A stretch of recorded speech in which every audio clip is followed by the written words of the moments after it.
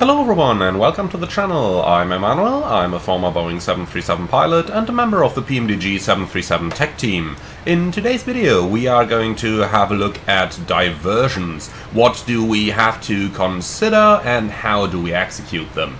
We're going to start with a little bit of basics though. That's why do diversions happen in the first place? Now, I'm not going to give you the obvious answer that you cannot land at the destination, but let's talk about reasons why diversions usually happen in the real world.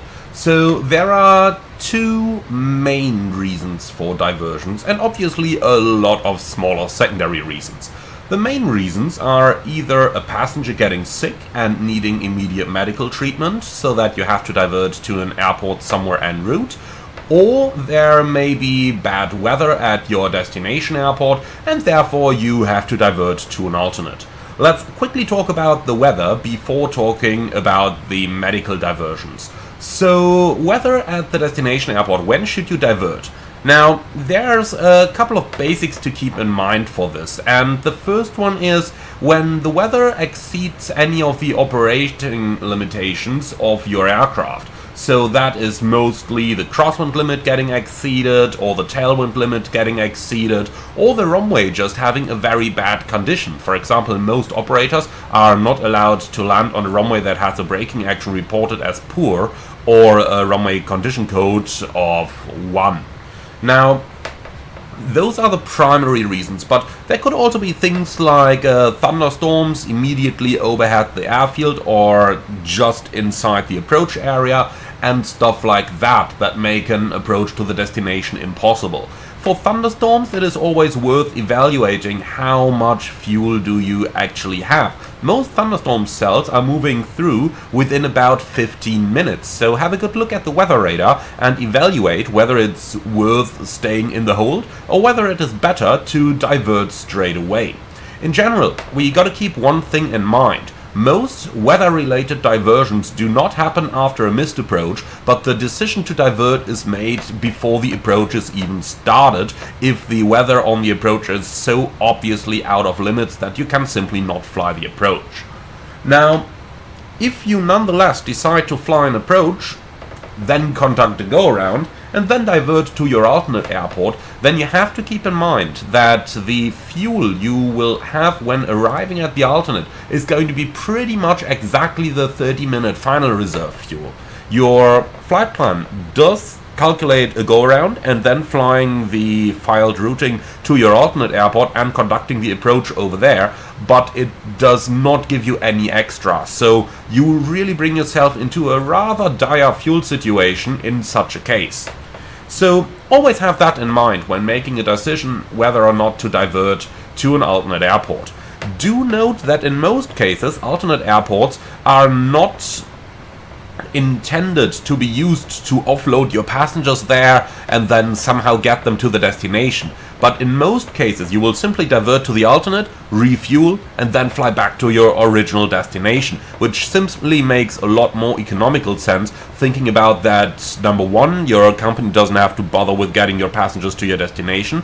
Number two, such a diversion will only cause about an hour of delay and therefore not disrupt the schedule too badly. And number three, you can also carry the passengers from your destination back to your origin airport. So there's a huge advantage in just diverting, refueling and then flying back to the original destination. However, your airline's operations department may tell you something different. Now, with that in mind, let's go to the second typical reasons for diverting, and that is sick passengers. You notice that I'm not even talking about technical diversions here, because those are simply so rare that they almost never happen. But let's now talk about passengers. So when a passenger gets ill, the cabin crew is normally going to inform the flight deck rather early. So it will usually not happen that a cabin crew member busts into your flight deck and tells you, oh, we need to land immediately. Normally you have a fair share of warning time when something like this happens. In the majority of cases, there will be some sort of a doctor or a nurse or some medical staff on board as a passenger. Remember, flying is expensive. Who earns a lot of money? Doctors. So there's usually a good chance that you are going to have a doctor on board of your aircraft, and that gives you time. So we're currently en route from Warsaw Modlin to Eindhoven Airport. Now, if we look at our FMC, we can see we got quite a bit of time to go to our destination. We expect to arrive at 12:02 and it's currently 10:52, so that's an hour and 10 minutes to our destination. Now, we get a call from the cabin crew and they advise us that a passenger is not feeling well, and in some cases they may have medical staff, in other cases not. In any case, they will first of all normally advise you that a passenger is feeling unwell. Now, at this moment, we start to get to work up here in the flight deck already, and we start looking for options where to land.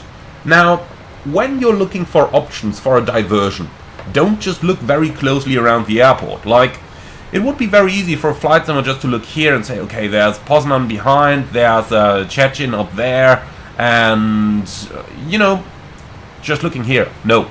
You have to think the bigger picture. You're not going to do an emergency descent because of a sick passenger. You will still fly the airplane safely. That means doing a normal descent and approach. It takes 25 to 30 minutes to get down. That's normal. So look somewhere around the 120 to 140 mile range.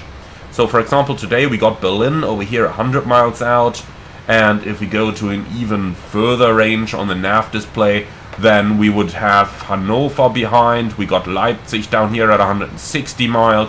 And looking back, we of course have airports behind ourselves as well. So that would be Prague on the left, Wrocław down here, Warsaw is right behind us. We just took off there 29 minutes ago. So all those options are available to you.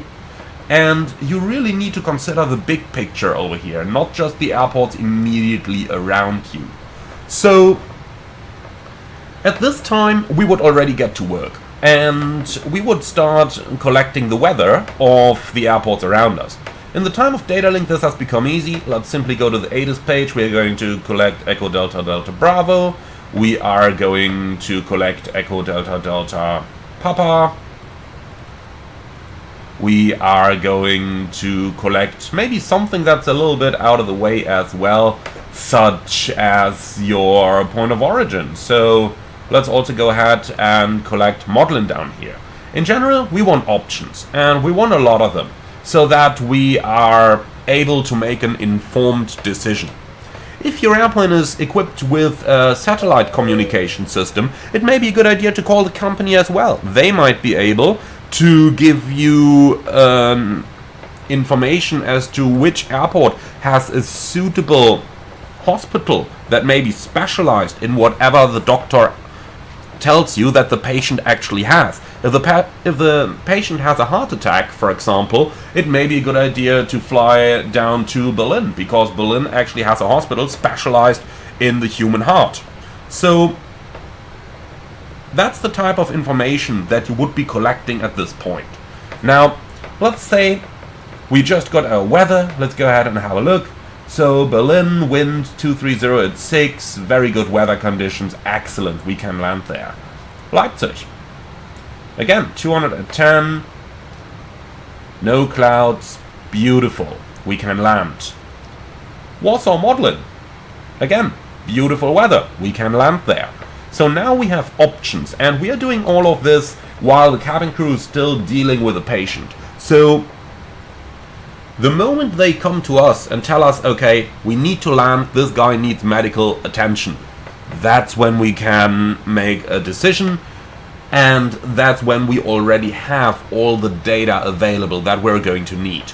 Now, when deciding on the airport that you're going to fly to, there's a couple things to take into consideration. Number one, is there handling available for your type of airplane? There is no reason to land at a commuter airport that may have a runway that's long enough for you if they don't have any stairs that they can attach to the aircraft, or if there is no hospital nearby.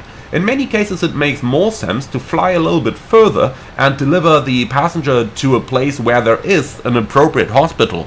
This is especially true when flying in remote areas, such as over Africa. Would you really want to deliver the passenger to Tamanghasset in the middle of the Sahara Desert, or would you rather fly an additional hour and bring him to Algiers? Something to consider. Now, From our perspective in flight simulation, we have only a few things that we really need to consider. The first one is the airport suitable for our aircraft? And for that, you can either simply look it up in the FMC's nav database. So we could go down here, init-ref, index nav data, and up here you could get airport data. For example, if we type EDDB, then we can go for a runway island. Let's take, for example, runway 24 left. And now it tells us, okay, there's a 4,000 meter runway down there. Now, what we would normally do is to simply go into the charts and simply pick that data from here. So simply enter it over here, Echo Delta Delta Bravo, search, and then we can straight away see, okay, what type of airport is it that we're looking into, and okay, that one probably has some facilities available, so that way you can determine if the airport is suitable. Another few things to consider, especially if you've got the choice between many airports, is how the handling at that airport is going to be. Do they have a passenger terminal, or is it something remote? Is it something military? Is it something that may not have any fuel, so that you might get stuck there? That's all stuff that you want to consider when thinking about the airport to choose. The weather has to be within the operating limitations, so even if it's Cat 3 conditions down there, as long as it is well within operating limitations, and if there is no better alternative available, you can very well land over there. Now, if you are diverting for a technical reason, always think about what implications the technical defect has on your flight. For example, are you no longer able to conduct an automatic landing? Then you need to pick something that has at least the weather for an ILS Cat 1 approach. But that way you can see there is some stuff that goes into thinking into which airport you may want to fly to. Now that we have thought about all of that, we can just take a quick look at our nav display.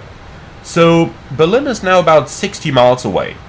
If we divert there, we will have to fly a couple of holdings or some extra track miles to bring the aircraft down. So Berlin looks very neat because it is very close, but may not be the correct choice any longer. Much rather, look at that, we've got Hanover, approximately 110 miles ahead of us. We're in flight level 380, that means we need 114 miles to get the aircraft down. So Hanover seems like a very reasonable choice, provided that the weather is good. So let's say that the cabin crew comes to us right now. We've already thought about all the airport in our vicinity, and the cabin crew now tells us we need to land. Let's assume that our company does not have any preference of which airport to fly to for operational reasons, so it's really up to us to decide this. And we decide, well, looking at this nav display, yeah, Hanover seems to make sense. So let's divert to Hanover. The next thing is to advise air traffic control. Now, if you're diverting because of a sick passenger, you would make a pan-pan call, and you would tell ATC something like this: pan-pan, pan-pan, pan-pan. What are we? Ryanair 4 Romeo Whiskey, we have an ill passenger, we need to divert to Hanover. Now, at this point, things are getting a little bit busy. ATC is going to facilitate the diversion to Hanover.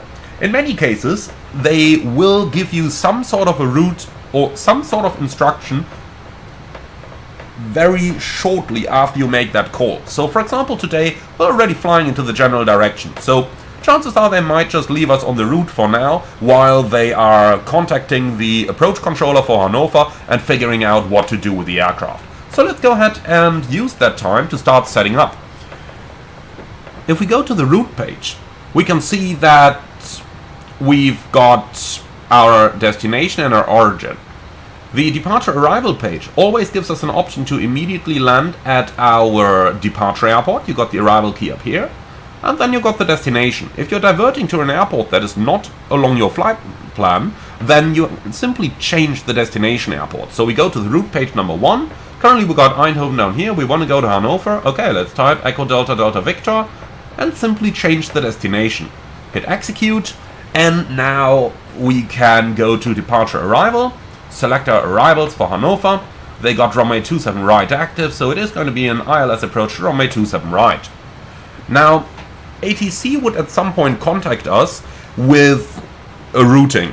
In most cases, they either vector you straight to the airport and straight in, or they send you direct to a waypoint nearby. For example, that might be the Cellar NDB that we could select here as an approach transition.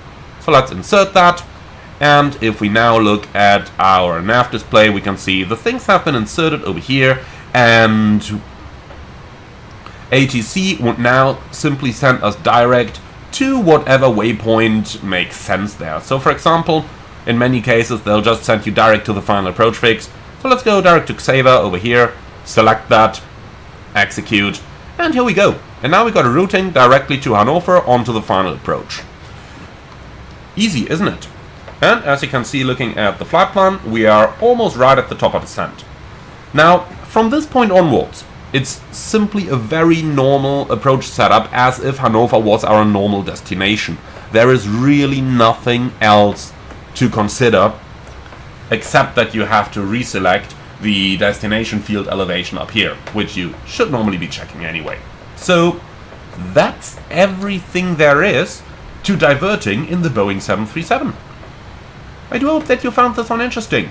Leave your feedback in the comments underneath the video. As mentioned, from this point on, simply do a normal setup for your approach, like you would if Hanover was your normal destination. And most importantly, ensure that you do not rush yourself. There is no use in crashing the airplane short of the runway in low visibility conditions just because you wanted to get the guy with a heart attack there. He's not gonna survive either way. So always keep in mind, do not rush yourself. You have a responsibility for all passengers on board, and there is no reason to endanger anybody just because, well, there is one guy that is sick. Well, that's everything there is to it. Thank you very much for watching. As always, like, comment and subscribe, and if you really love the channel, I would appreciate a small donation through the Buy Me a Coffee link in the video description below. Thank you very much, and I'm looking forward to see you all again on the next one.